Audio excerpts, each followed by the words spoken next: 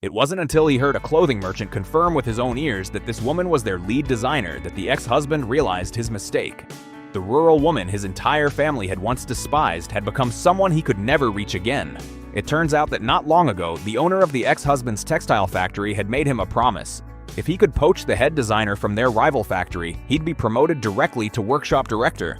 This was because the designer at the rival factory was the absolute key to securing a massive collaboration with a major clothing merchant. Upon hearing this, the ex-husband was immediately overjoyed at the opportunity. He immediately had his sister-in-law bribe an employee at the rival factory, asking them to arrange a secret introduction to this star designer. Once the employee agreed, the ex-husband's family was so sure the promotion was a done deal that they began arrogantly bragging to all their neighbors. Just then, the woman happened to pass by with her young daughter. A neighbor immediately spoke up, mentioning they had heard the famous designer shared the woman's last name. Since she used to be a tailor, could the two actually be the same person? But before the woman could even answer, her ex-mother-in-law scoffed with a look of pure disgust, claiming she was just a shabby tailor who mended old clothes, hardly a professional designer. The ex-husband joined in the mockery, arrogantly pointing out that she couldn't even read, so how could she possibly be a designer?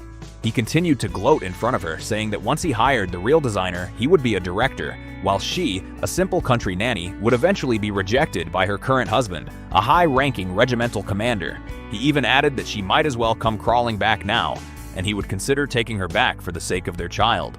What the ex-husband didn't know, however, was that with the help of her new husband, she had not only regained her confidence and become a top designer, but had already secured the massive deal with the clothing merchant. Despite the humiliation from her ex-husband's family, the woman didn't even bother to give them her attention. However, the next day, when she went to discuss design details with the clothing merchant, she ran straight into her ex-husband and his boss, who were also there to pitch for a partnership. Seeing her, the ex-husband immediately began scolding her for making a fool of herself and tried to drive her away from the building. But right at that moment, the woman's factory boss and the clothing merchant arrived together.